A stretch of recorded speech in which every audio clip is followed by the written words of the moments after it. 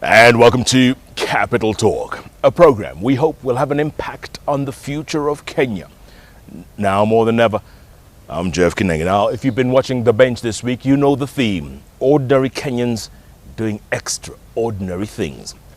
And I've been saying this from the beginning of the week, that if you have not been inspired so far by this bench, by the end of this week, you will be. Because these are the most ordinary of Kenyans that you can think of, and yet they go out of their way. They've done some amazing things, overcoming insurmountable odds, and yes, living life to the fullest. My guest today, imagine this for a moment, and I know some of you have been in this situation before, so listen up. You're 14 years old, and you become a maid, a mbotch, if you will. 14 years old. That's what my guest was. First started out in Western Province, ended up in Nairobi. And the horror stories of maids, you've heard about some of them. She has them as her life experiences, if you will. In fact, so much so that she's put it in a book form. She met a person who introduced her to the Kwani Book Festival, the annual Kwani Festival, and they put her thoughts, her words, her experiences in a book form. It's called Tale of Kasaya. It's available everywhere around the city.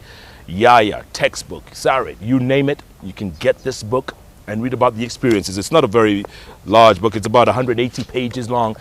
But the experiences of a maid in Kenya, you name it. You can choose all the adjectives you want. Horrific comes to mind right away. But there are others.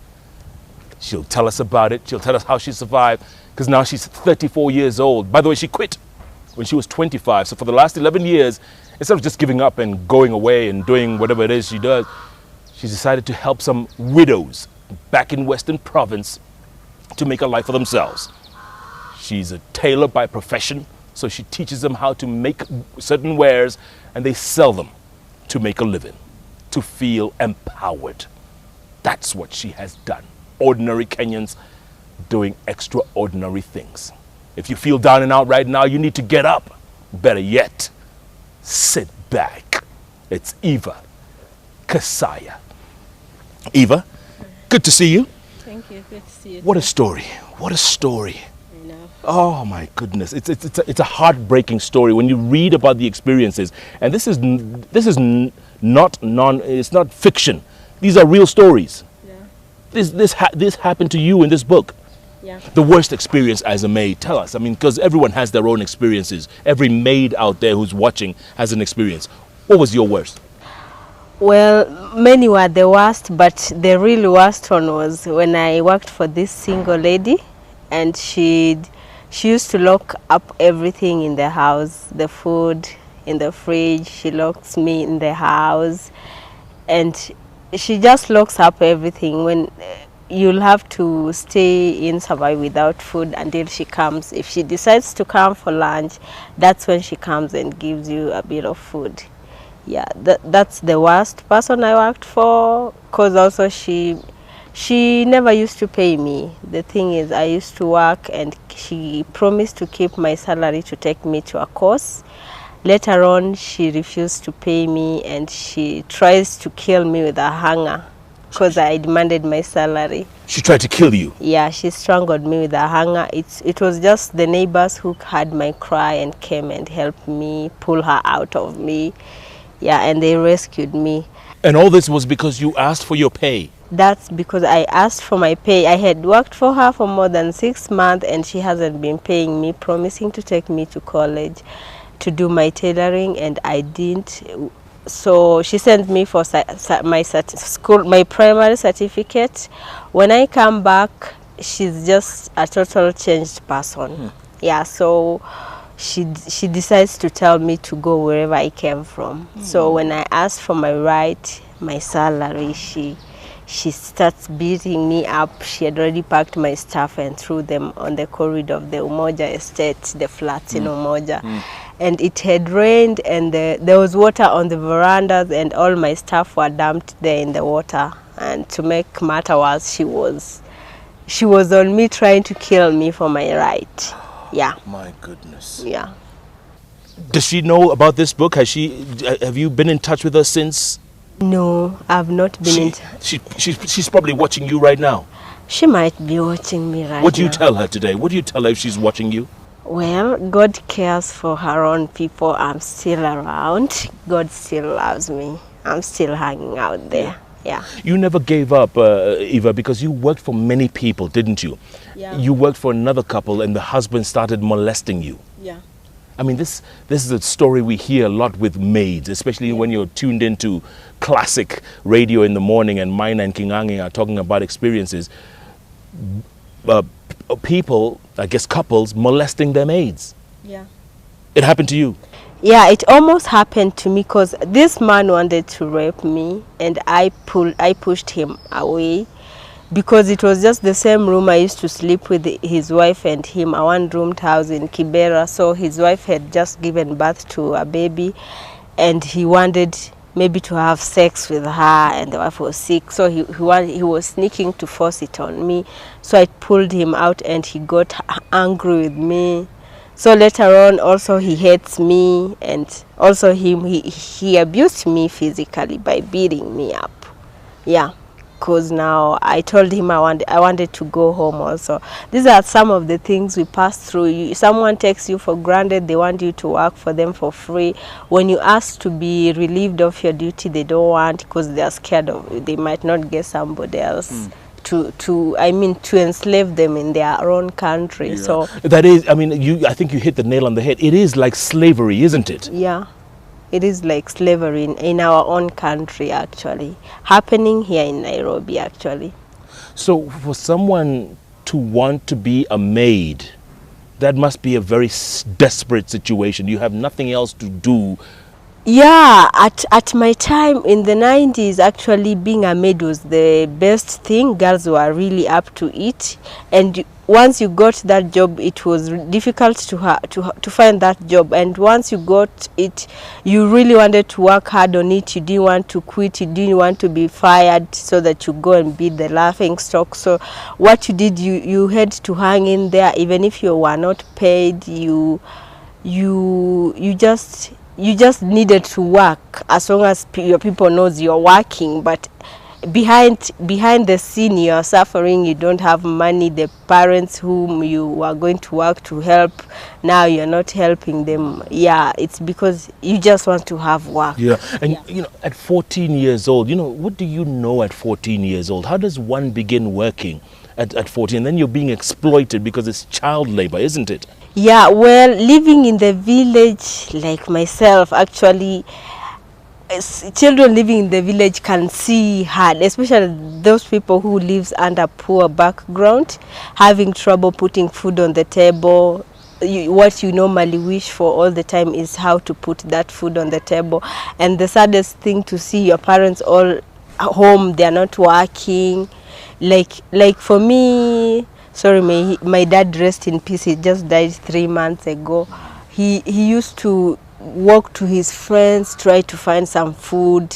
Sometimes he'd come without food and we'll just sleep hungry. We used to sleep hungry most of the time. If we are lucky, we'd just eat green leaves and sleep. Or we go to the nearby Luo land, find some laborer's job. We are paid for potatoes. We come boil and eat. I mean, such life can make you want to open up yourself, and you just want to work and help your parents. So that's what came to me when I just did my class 8 and I saw like there was no hope of going to high school. I thought maybe by finding work like my neighbor's daughter did, and they used to help their parents, I thought that would do, but to me it wasn't as I thought. No. Yeah. No. Yeah. It wasn't as rosy as they had told you, right? Yeah. Yeah, my friends, my neighbor's kid would tease us how Nairobi life is good. There's lots of money. We are dying. They have shows of Kanda Bongo mines in Nairobi. You want to go and watch them. So you want to go and work in Nairobi. You see those Kanda Bongo man, stuff. But once you're there, there's no Kanda Bongo man. There's no money. No. There's just stress and work. Yeah. Did you want to give up at some point? Were you discouraged and want to go back home and leave this crazy life in Nairobi? No, actually, the funniest thing is most of the people I worked for never paid me, but nothing urged me like to leave work, because every time I left this work, I'd look for some. I ended up going to the Nairobi bureaus where house girls goes to find work there. Actually, that's where I met that single lady who actually mistreated me. And still after I worked for her, after she mistreated me, still I went to the labor, to those bureaus, and still I'm getting some more work. But tell me something, Ava. Do those bureaus work, or do they exploit the maids as well? Are they any good, these bureaus? At my time, I think it wasn't bad. Maybe I don't know what's happening now, but because there are many. But I mean, in 1996, around there weren't so many, and getting work wasn't hard then. But the people you were getting to work for, you really didn't know them well. They just come pick you at the bureau and you go work for them. Yes. When you speak to your fellow maids, have any of them seen this book? Do you know your people who you used to work with or you knew as maids? Yeah, some girls, I worked for them earlier. I told them I've written a book, and they when they see this book, it always urges them to tell a story, because most of the people, once after they read this book, especially I was at the Nairobi theater the other day and I presented my book. And this smartly dressed lady with her car keys in her hand walks to me and tells me, wow, how did you write your book? So I tell her, I just got the urge to write it. So she tells me, you know, even me, I was a maid. I've passed through so many, and but you have a car keys in your hand. So, I mean, how can I tell? And she's like, yeah, there are some people who are really hiding their scars in their heart. They've passed through a lot, yeah, but they don't know how to tell. But once somebody reads my book, they want to explore more and do more. Maybe that's why in the future, maybe I'll do my other book and I'll include them to do their stories in it. I want to hear about that other book you want to write, Eva. And I mean, look, you haven't even completed high school, right? Yeah. But you have a book, and you have another one in mind, and you never gave up. I never gave That's up. incredible. I want to talk more about that. And also, maids out there, what advice would you give them? Because the horror stories continue, and they're not going to go away anytime soon. But I'm sure a lot of them need to be motivated, even if they can't buy the book at least. How much is the book, by the way? The book goes for 500 shillings. That's it. Yeah. All right, let's sell this book now. Let's sell this book. Pick up Tale of Kasaya, folks, at Yaya Center. Go to Bookstop. Speak to my friend Chand. He'll get this to you. It's a good read, a quick read. And I tell you, it'll think twice. All those employers out there, and I can tell you stories about maids forever. I know. But I'm sure you have your own stories. And any botches, any maids out there watching, think about writing your story. There's a film in America that was done not too long ago. The Help. The Help. That's the one. Have you watched it? That's the one. Wow. Motivation all week long from ordinary Kenyans doing extraordinary things. Don't even think of touching that remote control. The bench is back in a moment.